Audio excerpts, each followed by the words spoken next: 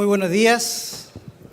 Muchas gracias, Energier, por la invitación a participar. Yo creo que ya se ha dicho varias veces, pero es el primer evento del año de vuelta del receso estival, por lo menos en el hemisferio sur. Y la idea de este evento es poder partir con ganas. Así que muchas gracias por la invitación. Mi nombre es Darío Morales y soy director ejecutivo de ACESOL, la Asociación Chilena de Energía Solar. Y tengo el rol y el agrado de poder moderar un panel, por supuesto, de lujo, como siempre, con grandes amigos y líderes de la industria. La industria energética, sin duda, es una industria, como se hablaba en el panel anterior, y lo dijo también el ministro, un sector en el cual en Chile básicamente hemos sabido ponernos de acuerdo en algunos temas bastante relevantes, por lo menos en la visión del mediano y de largo plazo. Esa capacidad de poder acordar ciertos lineamientos y principios hacia dónde llevar un sector económico es tremendamente importante para que las políticas públicas sean consistentes a lo largo del tiempo y además se traduce en capacidad de certeza para los inversionistas que están planeando invertir en un sector cuyos activos, además de ser intensivos en uso de capital, son de larga vida útil. Certeza jurídica, acuerdos, visión de largo plazo son cosas que han de alguna manera caracterizado al sector de energía eléctrica y el sector renovable y esperamos que se siga haciendo. Esas cosas de alguna manera se traducen en la evolución que ha tenido el sector de energía renovable eléctrico en Chile en general. En el año 2010 teníamos una capacidad instalada renovable muy baja. En el año 2013 casi no teníamos energía solar. Hoy día tenemos sobre 9 gigawatts de potencia solar de años después, 6 gigawatts de potencia eólica. La energía renovable no convencional representan casi el 40% de la matriz eléctrica y hemos visto un rápido crecimiento del sector. Y este crecimiento, naturalmente, se presenta desafíos. El señor ministro lo decía esta mañana, por la ley de rendimientos decrecientes, cada punto adicional o cada porcentaje adicional de energía renovable que queramos lograr va a ir siendo cada vez también más difícil de lograr. Para hablar de estos temas, de lo que ha sido la historia del sector eléctrico, de lo que va a ser el futuro del sector eléctrico, es que tenemos un panel de lujo. Vamos a dividir este panel básicamente en dos grandes bloques. Un primer bloque donde vamos a hablar de lo que fue, de lo que ha sido, de las cosas que hemos hecho bien, las cosas que no hemos hecho tan bien. Y una segunda ronda de preguntas donde vamos a hablar de las condiciones de futuro. ¿Qué es lo que ustedes están viendo como líderes del sector para el futuro del sector de energía? Y voy a empezar entonces por Alfredo Solar. Sin duda, Alfredo ha sido uno de los protagonistas de esta transición energética, tanto de su rol gremial como desde su rol de líder de diferentes empresas del sector renovable. Entonces te quería preguntar, Alfredo, ¿cómo has visto en esta primera etapa el desarrollo de la energía renovable? ¿Cuáles han sido tus principales preocupaciones y cómo esas preocupaciones se han ido resolviendo y reemplazando tal vez por nuevas preocupaciones? Muchas gracias Energier por la invitación y por estar en este panel tan interesante. Yo creo que la trayectoria de la evolución, digamos, del sector de energía en Chile, yo creo que es casi un ejemplo mundial. Yo me acuerdo que llegaron las energías renovables, prácticamente les costaba mucho penetrar, eran carísimas, nadie creía en esto y como una hormiguita empezaron a avanzar, a crear su propio camino y a instalarse y a superar todas las barreras que se han ido poniendo, digamos, momento a momento y cada vez son más complejas. Entonces, al principio era un tema sobre todo de precio, digamos, eran caras y los primeros proyectos se fueron haciendo, las energías renovables fueron bajando de precio, se fueron instalando. Creo que los temas de tramitación ambiental al principio eran muy simples, las conexiones eran accesibles, las comunidades no se oponían mucho a los problemas.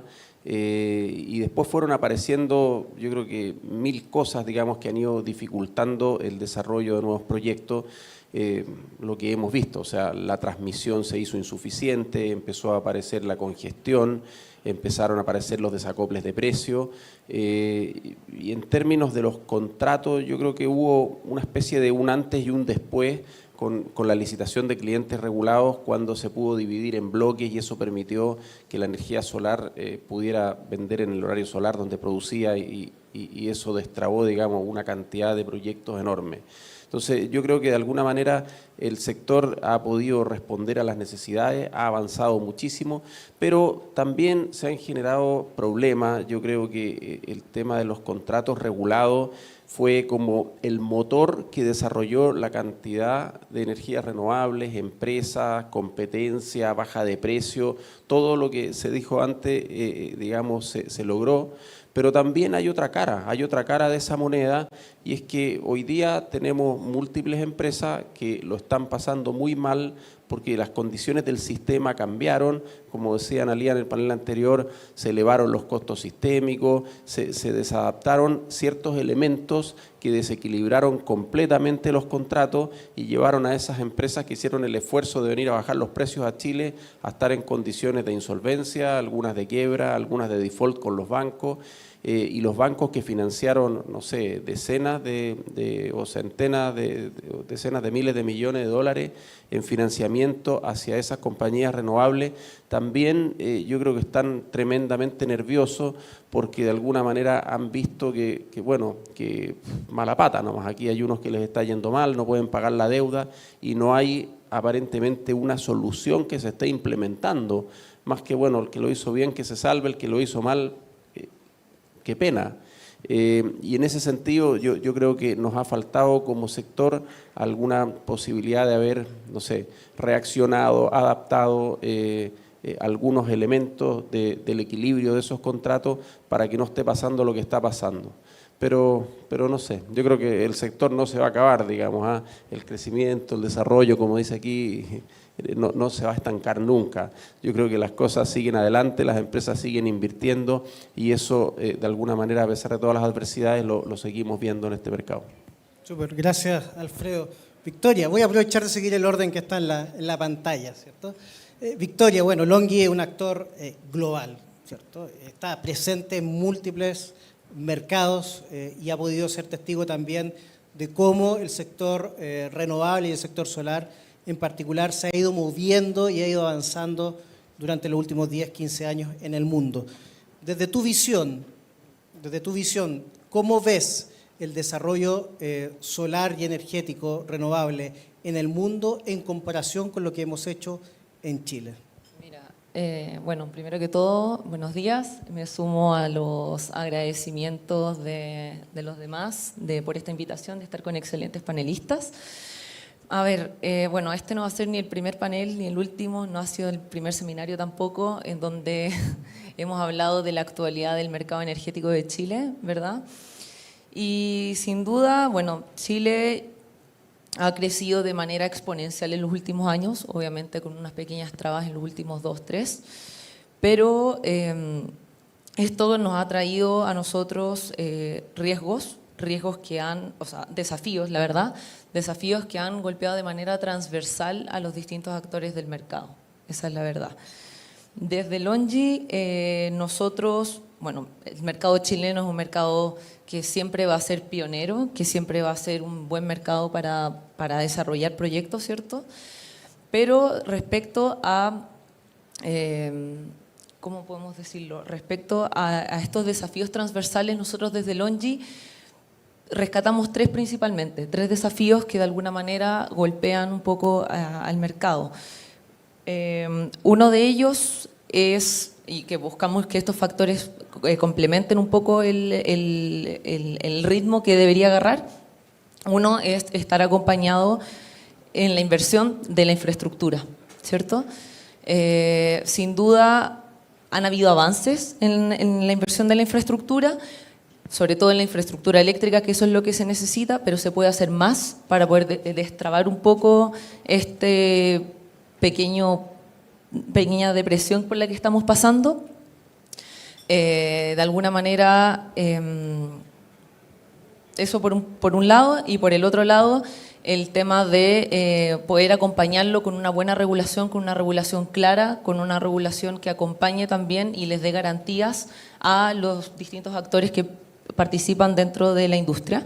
Y, por supuesto, un último punto es el tema de la regulación, o sea, sobre todo en la permisología, en los temas de permisos, o sea, que hayan permisos que se estén tardando entre 15 y 18 meses o más para poder ser emitidos y recién comenzar un proceso de construcción. A nosotros personalmente nos asusta un poco desde el lado de suppliers, pero bueno, lo vemos con optimismo. Por último, bueno, Chile de alguna manera nosotros lo vemos que ha hecho un muy buen trabajo respecto a materias energéticas, ¿sí? Pero estos riesgos que les mencioné anteriormente es necesario que que lo tengamos supervisado de manera continua para que podamos finalmente tener un desarrollo sostenible en el tiempo con todos los objetivos que hemos hablado durante estos primeros 2 paneles y que de seguro vamos a seguir hablando en el resto. Super. Victoria, ¿cómo ves el desarrollo del mercado de Chile? Tú dijiste que Chile había sido un pionero, ¿cierto? O un mercado pionero. Pero ¿cómo ves ese desarrollo actual en comparación con otros países o con otras regiones? Sí, efectivamente, bueno, el ritmo ha bajado un poco, por lo que comentaba Alfredo, hay bastantes temas que tienen un poquito con adversión al riesgo a los desarrolladores grandes, ¿cierto? A los dueños de los proyectos. Si lo comparamos con otras regiones como lo que puede ser Colombia, por ejemplo, obviamente estamos un poquitito más lentos. Colombia está sacando muchos megas, pero muchos megas. De alguna manera, nosotros, como comenté anteriormente, seguimos expectantes a lo que el mercado chileno puede seguir mostrando y desarrollando, sobre todo con lo que es almacenamiento y demás. Bueno, también el mercado del Perú, que de alguna manera está como lo que es Chile hace un par de años atrás, con muy buenos proyectos, con muchos megas en cartera, y también es un mercado que estamos echando el ojo, pero sin duda Chile es el mercado en donde nosotros apostamos la gran mayoría de nuestras fichas y pretendemos seguir aquí apoyando a nuestros clientes. Perfecto, muchas gracias, Victoria. También con esta mirada internacional, ¿cierto, Patricia D'Arés? ¿Cuál es tu visión de lo que ha pasado hasta el momento en Chile en el sector de energía? Antes, después, en la segunda ronda vamos a hablar del futuro, pero como protagonista, como testigo de lo que ha sido el desarrollo renovable en Chile, ¿cuál es tu visión? Buenos días. ¿Se escucha bien?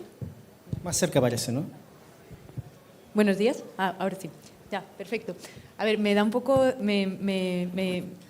Me hace sonreír el título, ¿no? ¿Cómo evitar que el país se estanque? Y si bien es cierto que nos ha bajado la tasa de desarrollos, o sea, hemos tenido un año desde el último Energía que ha sido bien intensito, vamos a decir. Hemos tenido el caso de María Elena, que el proyecto básicamente fue vendido al final, sin la PPA, salió al mercado a corto plazo. Caso Cabo Leones, que salió al mercado a corto plazo, volvió a entrar.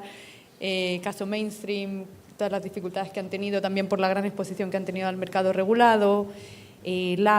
Esta semana también hemos visto, o la semana pasada, el tema de Cox Energía y Energía Renovable Verano SPA, que también básicamente decidieron no entrar a cumplir los contratos regulados que se habían ganado en licitaciones. Caso Licana la semana pasada.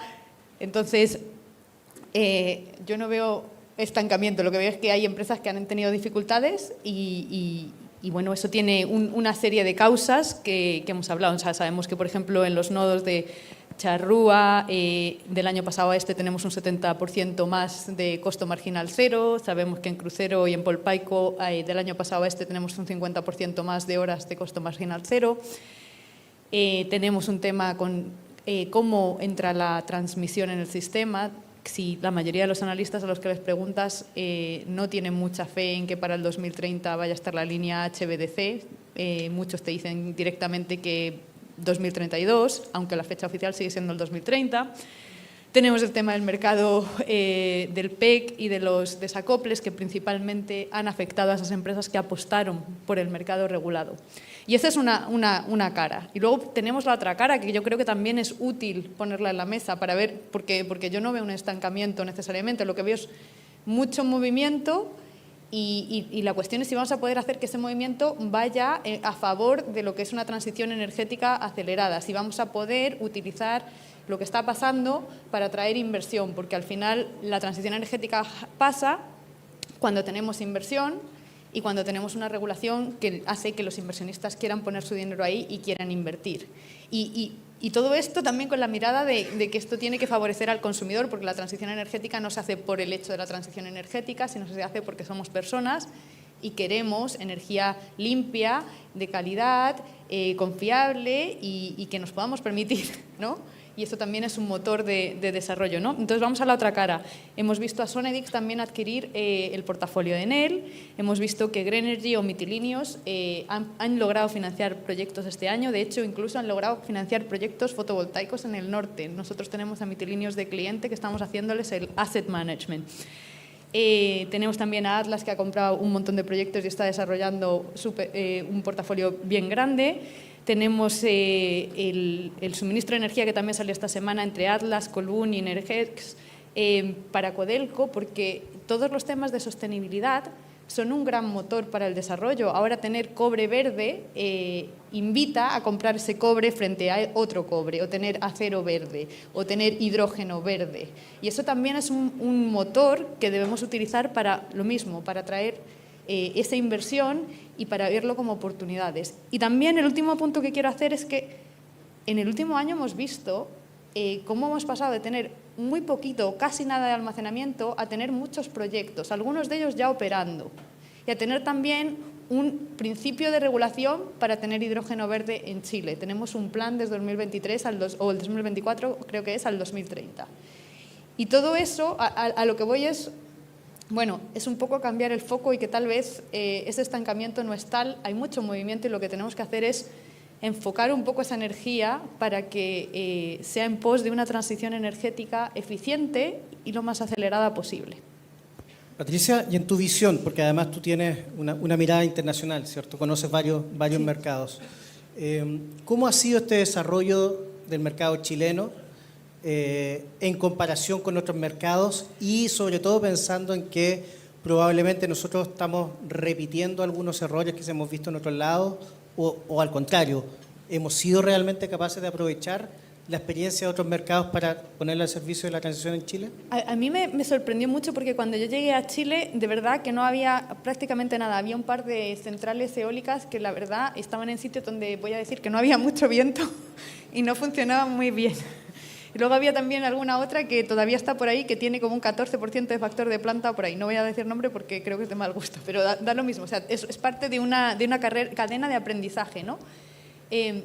Pero lo que es muy interesante es que pasamos muy rápidamente de las energías renovables no sirven para nada, es una cosa de hippies y no. Todos nos metemos en energías renovables y nos volvemos absolutamente locos y ahora tenemos algunas horas donde hemos tenido más del 80% de la matriz cubierto con energías renovables. Y aquí voy a hacer el punto que acá siempre hablamos de mercado eléctrico y yo creo que se nos olvida que el mercado eléctrico es el 20% de la energía que utilizamos, ¿vale? Entonces, si bien yo creo que Chile ha sido pionero y lo ha hecho muy rápido el meter energías renovables en el sistema eléctrico, yo creo que donde nos estamos quedando atrás realmente es en electrificar y en hacer que esa torta de electricidad, que ahora mismo es el 20% y que para el 2050 debería ser entre el 50 y el 80%, podamos electrificarla. Y ahí se nos cae un poco todo, porque yo creo que estamos dejando un poco de lado la reforma de distribución, meter a los consumidores y toda esa parte que tiene que ver con electrificar. Y te voy a poner un ejemplo, ¿vale? Imagínate que todos los autos que hay en Chile son más o menos 6 millones. Imagínate que el 10%, no el 50, no el 30, solo el 10%, ya el 10%, la clase más acomodada, decide tener un auto eléctrico. ¿Qué pasaría con las distribuidoras? Colapsan. 10%, 600.000 autos eléctricos. Y entonces, no estamos... yo creo que nos falta esa mirada de darnos un poquito el pasito para atrás y no estar solo mercado eléctrico, mercado eléctrico, mercado eléctrico y echarnos para atrás y decir, oye, hay que electrificar un montón de cosas. ¿Cómo lo hacemos? ¿Y qué nos falta? Súper, gracias. En la siguiente ronda de preguntas vamos a profundizar en eso, porque también hay temas relacionados con la continuidad, con la confiabilidad del suministro, que ahí te voy a pedir, Pati, que puedas profundizar en eso. Renzo, Pacific Hydro, una empresa tradicional con muchos activos en diversas tecnologías. ¿Cómo has visto tú este desarrollo pasado de las energías renovables? ¿Cómo ha Pacific Hydro visto el rol de las energías renovables y cómo está planteando su desarrollo de negocios en función de lo que hemos visto en estos últimos años en Chile? Hola, hola. ¿Me escuchan? Sí. Gracias, Darío, por la pregunta. Bueno, y muchas gracias a Energear por la invitación, esta oportunidad de quiero presentar brevemente a la empresa para quienes no nos conocen y luego tratar la pregunta que me haces. Pacific Hydro ingresó a Chile en el 2002, tenemos ya 21 años y ingresó como empresa australiana, con capitales australianos y tuvimos unos 13 años muy activos donde construimos 3 centrales hidroeléctricas, compramos 2, Colle y Pangal, que son centrales dedicadas a la mina del Teniente, suministra energía en 60 ciclos, que es atípica en el país. Cuando la dinámica para construir proyectos era mucho más ágil, yendo a la pregunta, que la dinámica actual. Nosotros en el año 2016 fuimos adquiridos por SPIC, State Power Investment Corporation, una empresa china, empresa que cuenta con 240 gigawatts de potencia instalada, el 70% de esta es energía renovable, tiene un capital de activos de 200 billones de dólares y 130.000 trabajadores. Nosotros somos una pulga dentro de esta organización estatal. Tenemos solamente 450 megawatts de potencia instalada, hidráulica y eólica. Y desde el 2016 a la fecha, solamente hemos logrado construir un proyecto, Punta Sierra, un proyecto eólico de 82 megas, y hoy día estamos construyendo nuestro primer parque solar en el norte. Este parque solar solo va a duplicar la capacidad instalada de la empresa. ¿Y cuáles son los obstáculos que hemos visto comparado con la primera etapa de Pacific respecto de la actual? En general se han endurecido mucho los requisitos para obtener las autorizaciones ambientales para desarrollar proyectos. Lo que antes tomaba 2 o 3 años en llevar un proyecto ready to build, hoy día está tomando 4 años para un proyecto solar y hasta 5 años para un proyecto eólico. Tenemos una cartera de 1.2 gigawatts de proyectos en el pipeline para desarrollo, todos híbridos. Y otro aspecto también importante, y quiero acá rescatar las palabras de Matías en el panel anterior, que decía que debemos cuidar lo que hemos logrado en el país, y eso se refiere en este caso a proteger el prestigio que tiene el sector con el sistema financiero. Hoy día se han endurecido muchísimo las condiciones para conseguir financiamiento para los proyectos. Nosotros lo estamos sufriendo, vemos mucha reticencia del sector financiero en financiar proyectos puramente solares y especialmente en el norte. Leí hace pocos días noticias de que, no tengo claro si era en los 2 primeros meses de este año o a febrero de este año, se habían aprobado para construcción 6.000 megas de proyectos fotovoltaicos y de energía renovable. El 70% era fotovoltaico, la diferencia era eólico y muy poco de térmico, geotérmico. Entonces, lo que hemos observado es que el sector financiero está reticente a financiar proyectos puramente PVs o inclusive eólicos si no van acompañados de almacenamiento. El almacenamiento es crítico por muchísimas razones, porque ya hoy día en la matriz de generación las energías renovables son el 47% de la capacidad instalada. Y si le sumamos 6.000 megas a esto, en los próximos 2-3 años, vamos a tener un desacople muy grande con lo que es la potencia firme, la firmeza del sistema.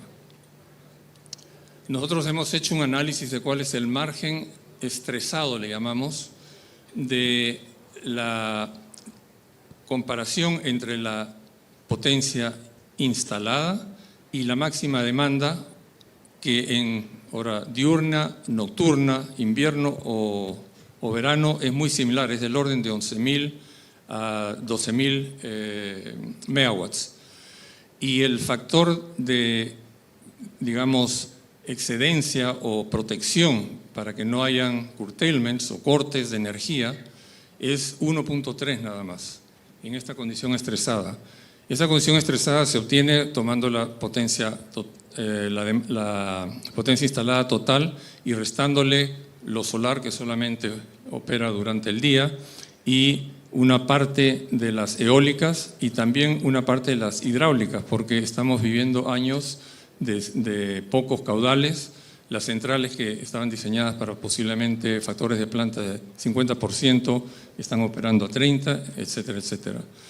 Entonces, para resumir, creo que aquí hay un problema fundamental en cómo se está, las exigencias que se están poniendo a los inversionistas, a las empresas que quieren desarrollar proyectos, de parte en particular todo lo que es arqueología, lo que son los permisos sectoriales ambientales, también hay cambios de uso de suelo, las concesiones. Todos estos son obstáculos que estamos viendo que han tomado más peso en estos días, en estos años. Gracias, Renzo. Francisco Javier, AES Andes.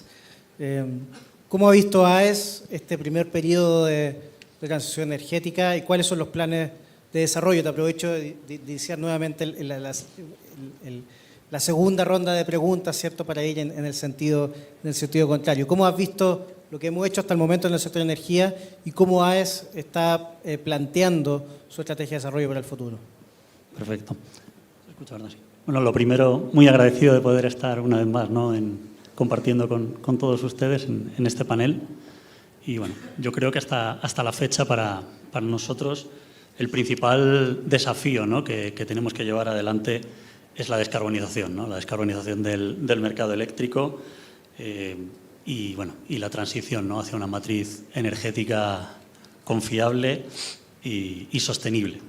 Yo creo que Chile, ¿no?, hasta la fecha ha hecho las cosas bien. Lógicamente se ha mencionado mucho, estamos en un periodo un poco especial, pero creo que tenemos todo para salir de ahí, ¿no? O sea, tenemos un recurso renovable bastante aceptable, ¿no?, excepcional en el norte, solar, se mencionaba antes, aceptable en el centro-sur, ¿no?, en temas eólicos, en el sistema interconectado, un marco normativo bien regulado, ¿no?, hasta la fecha, y un mercado maduro, una industria minera que ya quisieran, ¿no?, otros muchos países, y sobre todo eso, un claro objetivo de descarbonización, ¿no?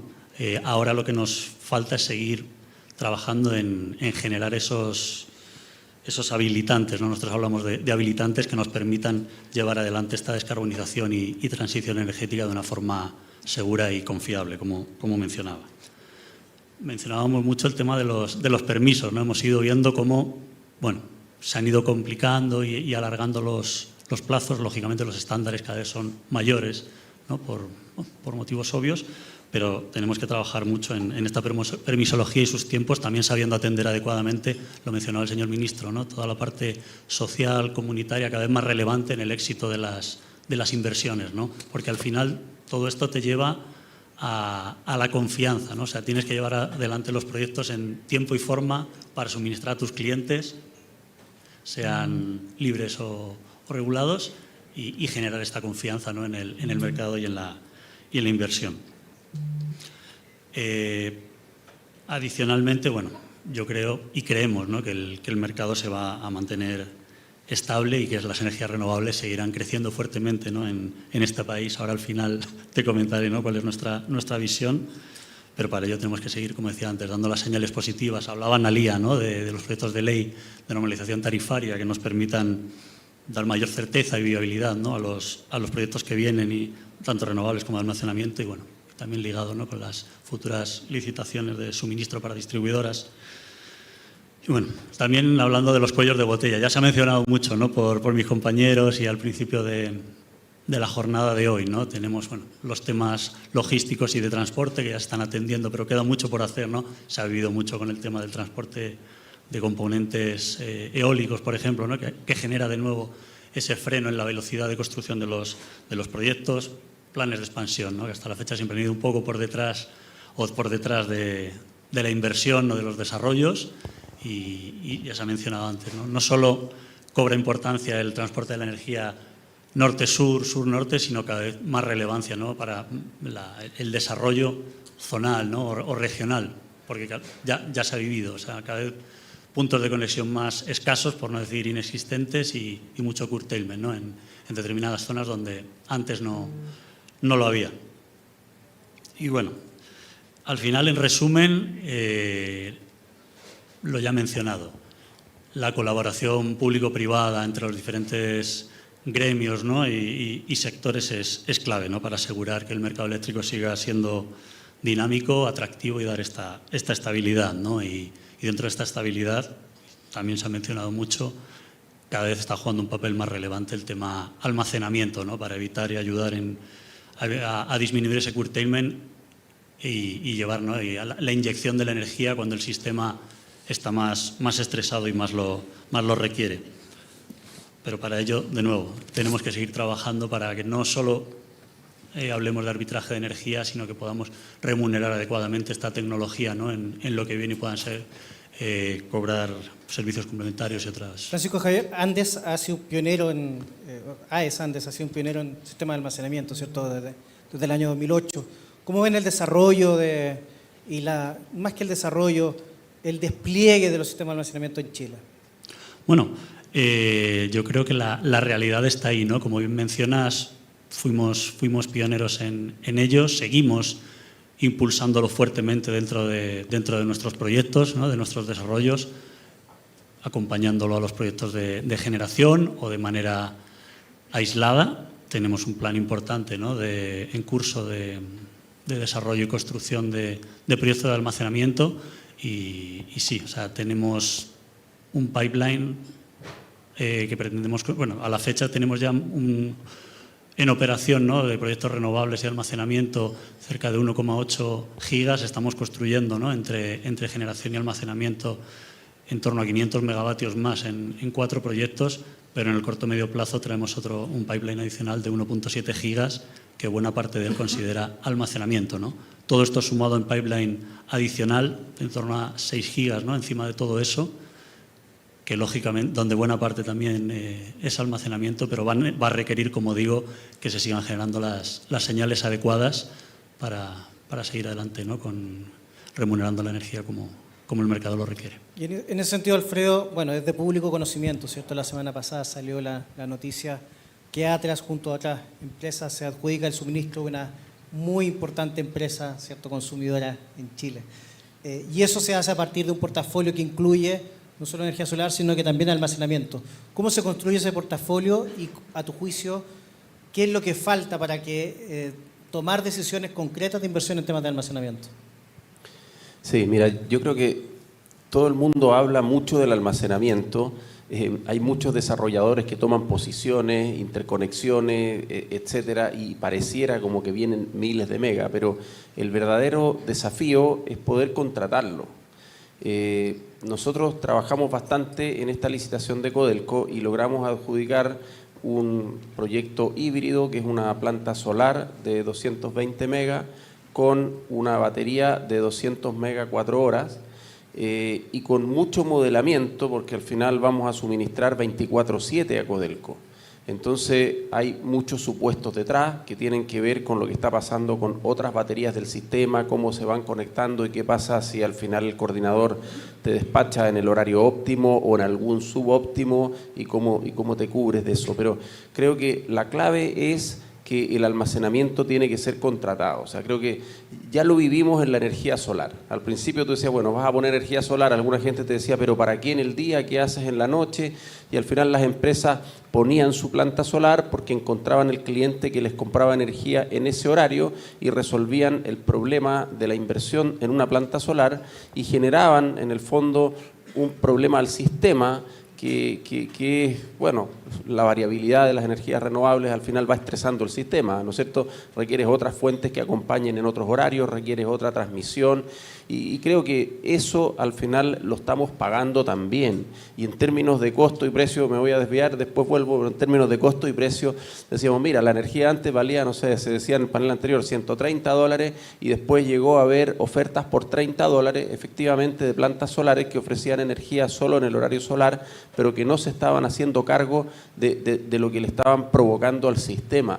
Yo creo que hoy día eso se acabó. No hay un cliente que quiera comprar solo energía solar en horario de día. Los clientes quieren comprar su curva de demanda y en el caso de las mineras el 24/7 absoluto. Y por lo tanto aquí van a poder ser exitosos las empresas que puedan dar ese producto. Yo creo que hay que poder seguir la demanda de los clientes y por lo tanto hay que incorporar el almacenamiento, no hay otra forma. O sea, a ver, habrían formas de combinar, no sé, combustibles fósiles con energía solar, pero creo que el mundo va encaminado hacia la combinación de energías renovables y almacenamiento, y en el norte sobre todo energía solar y almacenamiento. Pero el almacenamiento no es algo que pueda funcionar así como, mira, una licitación del Estado para poner miles de megas, que lo pague la señora Juanita, porque la señora Juanita no va a querer pagar eso, ni es justo que se le trasladen esos costos. Entonces, tiene que ser en base a empresas que sean capaces de contratar ese almacenamiento y no puede funcionar como en condición merchant. Lo que te decía antes, mucha gente puso sus plantas solares pensando que tenía un precio spot que le iba a permitir rentarlas y al poquito andar se canibalizó, se plagó de plantas solares y les empezó a ir económicamente muy mal. El almacenamiento puede pasar lo mismo. Si alguien cree que pone una unidad de almacenamiento y se va a rentar por el diferencial de precio de día a noche, tal vez en 3 años ese diferencial desaparece. Entonces, el modelo es contratarlo a largo plazo. Y yo creo que se está probando en este mercado que la combinación solar con almacenamiento entrega un suministro estable a un precio razonable, que ya no son los $30 de la energía solar, es más caro, pero creo que es un poco comparable con la solución de la eólica. ¿Tú no ves, o a lo mejor ves limitado el hecho de que pueda existir empresas de almacenamiento standalone que provean un servicio sistémico? ¿O tú lo ves más a tu juicio, ¿cierto? Yo sé que es todo opinable, pero ¿o tú lo ves más siempre asociado a una planta renovable para poder hacer una combinación, una oferta óptima? O sea, a ver, standalone que provean servicios, alguien tiene que pagar ese servicio y tendríamos que tener regulaciones con precios que permitieran rentar el almacenamiento. Una de las cosas que está pendiente y que hay que sacar urgente es el reglamento de potencia, o sea, saber exactamente cuánto se le va a remunerar por potencia a las unidades de almacenamiento. Pero si tú quisieras sumar la potencia con los servicios complementarios, no darían los números. O sea, aquí hay que poder vender, hay que usar el almacenamiento para poder vender, seguir la curva de demanda del cliente, y yo creo que eso es lo que nosotros, por ejemplo, en este caso de Codelco, logramos modelar, hacer y tener el compromiso de los bancos de que van a financiarlo, porque es una cosa que es estable y funciona. Y eso creo que es el desarrollo del almacenamiento, y eso es la única posibilidad de que la energía solar siga creciendo. Si la energía solar ya estaba estancada, nadie va a poner proyectos donde está completamente restringida la inyección. Entonces, el almacenamiento va a solucionar la oferta 24/7 y la energía solar va a poder ir acompañando, digamos, al almacenamiento en este desarrollo. Perfecto, gracias Alfredo. Victoria, ¿cómo ves tú esta interacción entonces, energía solar, almacenamiento? ¿Qué es lo que están viendo ustedes para que el almacenamiento se transforme en un actor y pueda también empujar una mayor tasa de penetración solar? Sí, nosotros desde LONGi estamos trabajando con lo que es hidrógeno. Nosotros estamos a pasos gigantados desarrollando electrolizadores y los componentes claves para poder producir hidrógeno. Ese va a ser nuestro enfoque, está hacia ese lado, ese es nuestro futuro del almacenamiento. ¿sí? Creemos firmemente que el hidrógeno verde va a ser una pieza fundamental en lo que es la transición energética, por lo menos acá en Chile, y que va a ayudar a abordar distintos desafíos que hemos podido ver a lo largo de este panel y que vamos a seguir viendo durante el transcurso de todo el evento. Y principalmente desde LONGi nosotros nos interesa el hidrógeno verde por 3 temas principales, dentro de muchos. Primero es en sí el almacenamiento y transporte. El hidrógeno verde es bastante fácil de poder almacenar y transportar, lo que puede ser utilizado en diversas industrias. Un segundo factor también que se ha dejado un poco de lado es la descarbonización de aquellas industrias que no pueden ser electrificadas con energías renovables, como son, por ejemplo, la industria aérea o la industria marítima. Ahí nosotros tenemos como un enfoque importante por ese lado. Y por último, lo que es la economía circular y la exportación del hidrógeno verde, creemos y apostamos firmemente que Chile va a ser un país muy importante en lo que es la producción de hidrógeno verde y su exportación, y de la mano de esto obviamente va a haber un impulso económico y generación de empleos en la industria. Entonces, como LONGi estamos enfocados en eso. Esa va a ser nuestra solución, que ya estamos desarrollando, ya tenemos electrolizadores dentro del mercado, no en Chile aún, pero sí en otros que están más desarrollados en lo que es el tema de hidrógeno verde. Y bueno, esperamos próximamente para las grandes empresas o clientes que estén con estos proyectos en mente, ser sus partners para lo que va a ser la producción de hidrógeno. Sí, sin duda el hidrógeno, como decía Patricia también, no solo pensar en la energía eléctrica, sino que el hidrógeno también es un vector que permite avanzar y llevar energía renovable a otros sectores. Patricia, en otro orden de cosas, hemos hablado de generación de gran escala, de hidrógeno verde, almacenamiento, permisos sectoriales. ¿Qué pasa con la distribución? ¿Qué pasa con la generación distribuida? ¿Qué pasa con el rol de la demanda? ¿Cómo ves tú el desarrollo de Chile en ese sector? ¿Qué piensas tú que es lo que falta? Súper pregunta, me encanta. A ver, yo voy a decir que es interesante que hemos tenido no 1, sino 2 paneles de líderes. Y hemos visto, en el otro panel hemos visto al CEN, a ACERA, o sea, asociaciones gremiales, CEN, la SEC. También hemos tenido muchas generadoras, pero y tenemos fabricantes de equipos, yo que soy consultora, pero nos faltan distribuidoras, transmisoras, y estos actores son totalmente fundamentales para lo que es una transición energética. Y no solo dependemos de la transmisión, que ya sabemos que tenemos muchos retrasos en la transmisión y que la planificación a lo mejor no es lo que debería de ser, y que cada vez es más difícil construir líneas, y que las líneas son proyectos de cientos de kilómetros que pasan por muchos sitios y afectan a muchas personas y tienen un impacto visual, entre otras cosas, ¿no?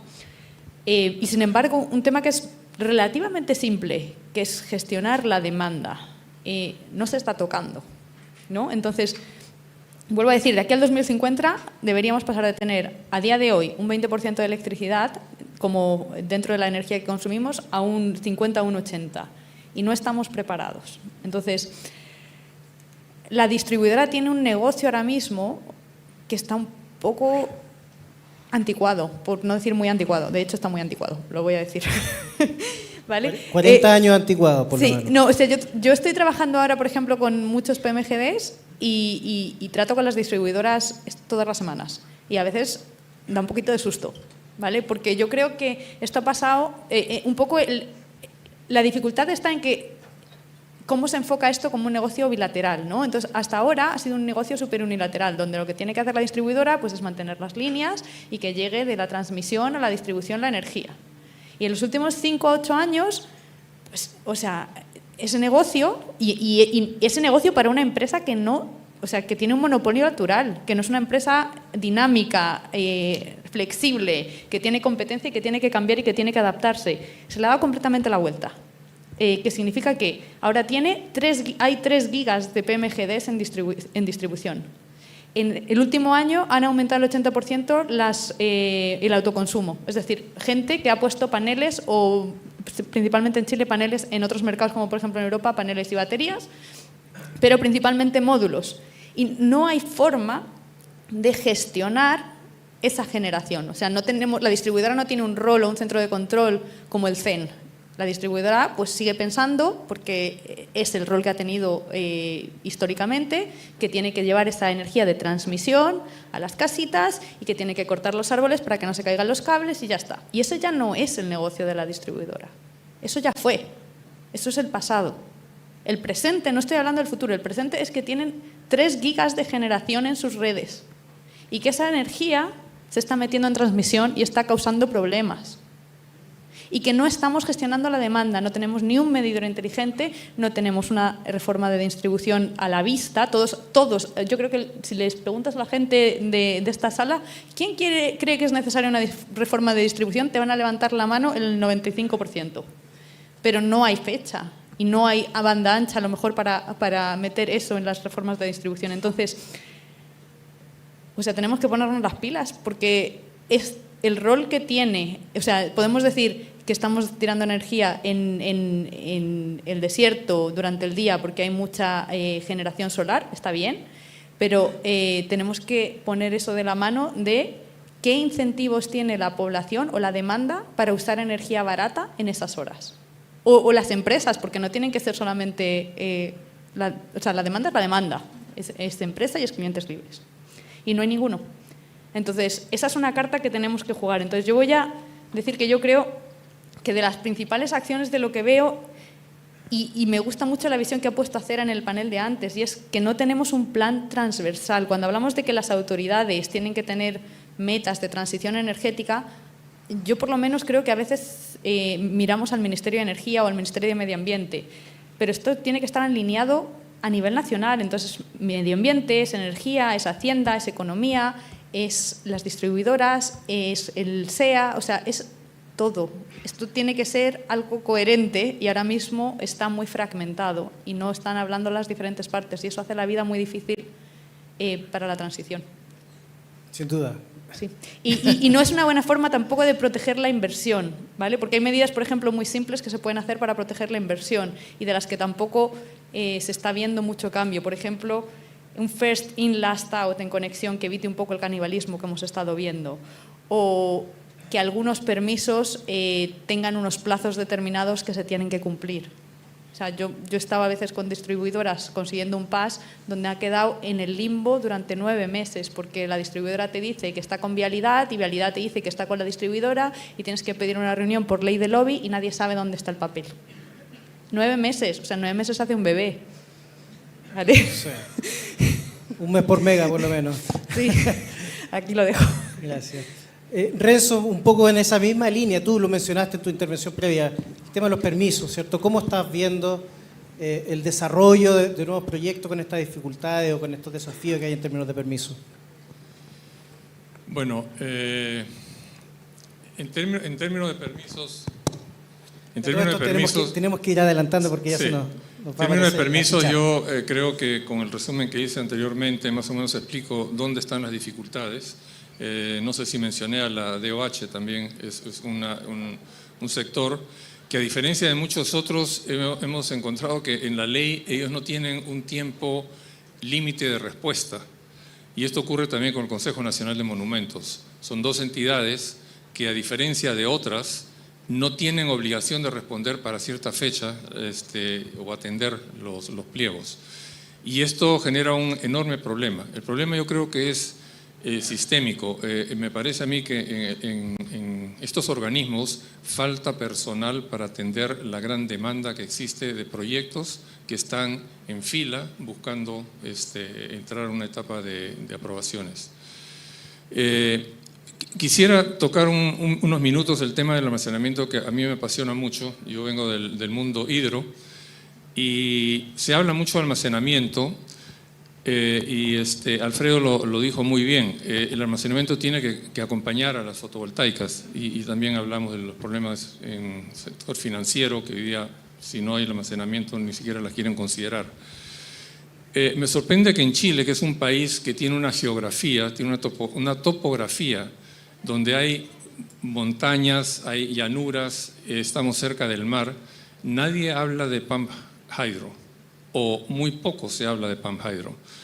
Y nuevamente, volviendo a nuestra tradición original, nuestra partida de nacimiento australiana, Si miramos países como Australia, ellos tienen proyectos de Pump Hydro, Snowy 1 y Snowy 2, el primero de 2 gigas y el segundo de 5 gigas, para 10-12 horas de almacenamiento.